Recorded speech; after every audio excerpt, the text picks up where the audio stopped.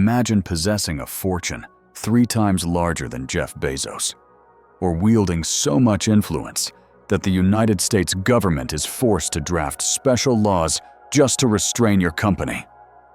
At the height of his power, John D. Rockefeller's personal wealth accounted for roughly 1.5% of the entire U.S. economy, the equivalent of nearly $280 billion today. The engine behind this unprecedented fortune was a single enterprise: Standard Oil. At its peak, Standard Oil controlled close to 90% of America's oil refineries and pipelines, during a period when global demand for oil was exploding. Typically, among wealthy dynasties, only around 10% of family wealth survives into the 3rd generation. Yet the Rockefeller family remains one of the richest and most influential families in the world. Much of their wealth was created within the boundaries of the law, but legality does not always equate to morality. This is the story of John D. Rockefeller. Long before technology giants and financial conglomerates came to dominate the modern world, there was one name synonymous with wealth and power: John D. Rockefeller. Born in 1839 in Richford, New York, he began life as an entirely ordinary boy. Nothing about his early years suggested that he would become one of the most influential figures in American history, especially considering the example set by his father, William Avery Rockefeller. William was a con artist who later reinvented himself as a so-called doctor, selling homemade remedies of questionable value. His true life was shrouded in mystery, but he was obsessed with appearing successful. He dressed well, projected prosperity, and rumors circulated that he may even have been involved in a horse-stealing ring. By most accounts, he was a deeply unreliable figure. The Rockefeller family moved frequently until 1857, when they finally settled in Cleveland, Ohio. William purchased a comfortable home, and the city became their permanent base. For young John, Cleveland offered opportunities that would have been impossible in the already crowded and established markets of the U.S. East Coast. Rockefeller's childhood was unremarkable. He lived simply, attending a local school for a few months each year and spending the rest of his time working. He chopped wood, cared for animals, tended crops, and carried out whatever tasks were required. He was intelligent but quiet, diligent but unassuming. Most people paid him little attention. If he stood out at all, it was for being unusually reserved for a boy his age. His first job reflected that modest beginning. Rockefeller dropped out of high school to work as an assistant bookkeeper, earning just 50 cents a day. Yet he was not aimless. He saved nearly every cent, guided by a clear vision of escaping a life of limited means. Eventually, he approached his father for a loan. Despite William's dubious character, he had managed to accumulate some money. Combined with John's savings, this loan allowed Rockefeller to take his first serious step into business. In 18, he founded a commodities brokerage firm called Rockefeller & Clark. The company traded agricultural goods and petroleum products, a strategic decision, as America's oil industry was just beginning its rapid ascent.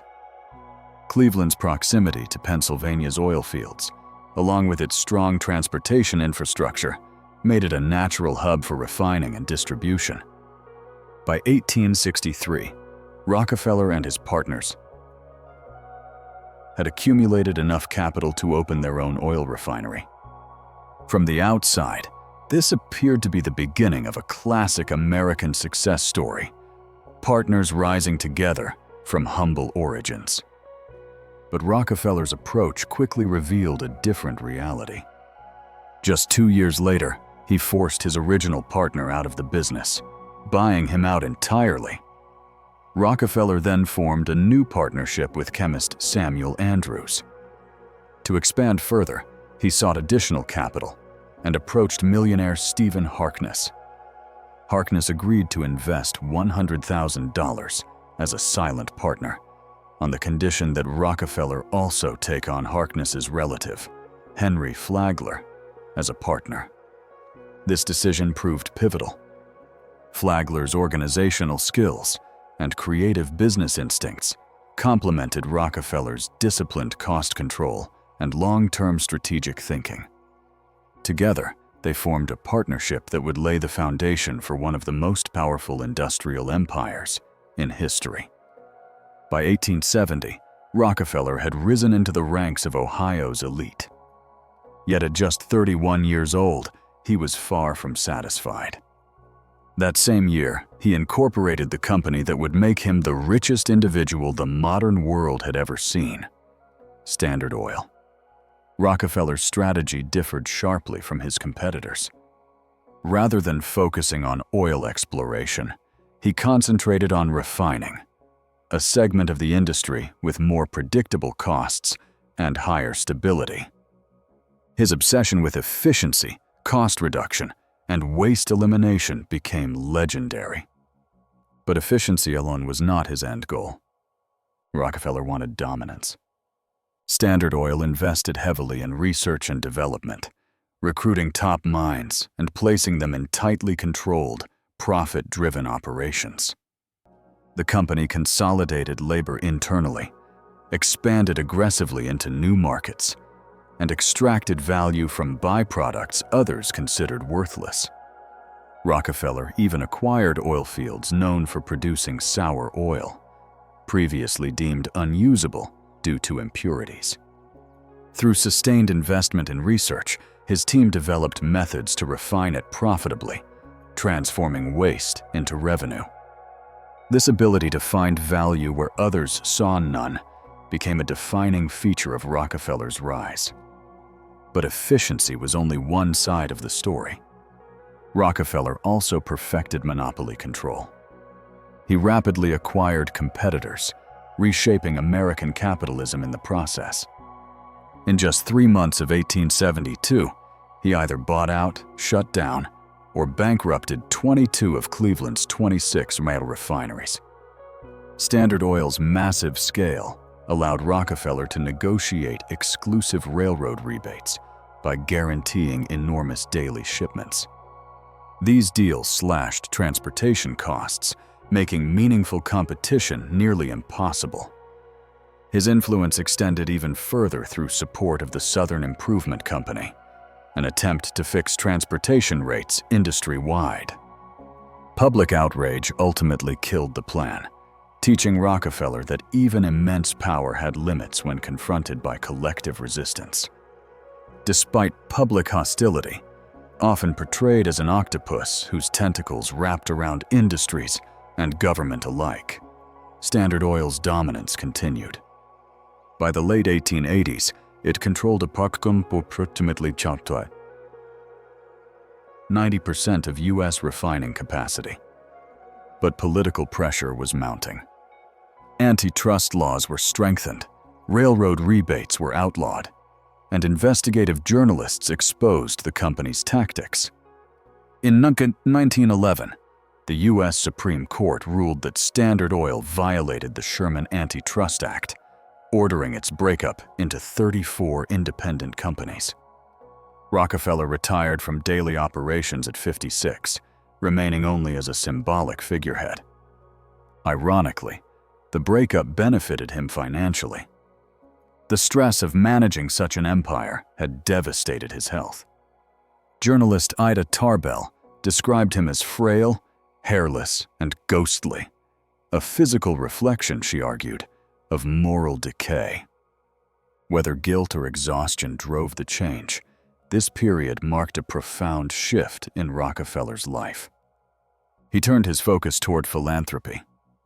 In 1913, the Rockefeller Foundation was established, marking a transition from industrial dominance to institutional charity. The foundation concentrated on public health, education, and scientific research. Rockefeller funded the University of Chicago, the Rockefeller Institute for Medical Research, and initiatives that helped develop vaccines for diseases such as meningitis and yellow fever. He revolutionized medical training, supported public sanitation, and helped establish modern medical education in China. The foundation later played a critical role in the Green Revolution, dramatically increasing agricultural productivity and contributing to the survival of hundreds of millions, if not billions, of people worldwide. Over time, Rockefeller gave away the vast majority of his fortune. While his wealth peaked near $900 million in 1912. His estate amounted to only $2 million at his death. Yet questions remain. Were these acts driven by altruism or by legacy management, tax efficiency, and influence? The answer is likely complex.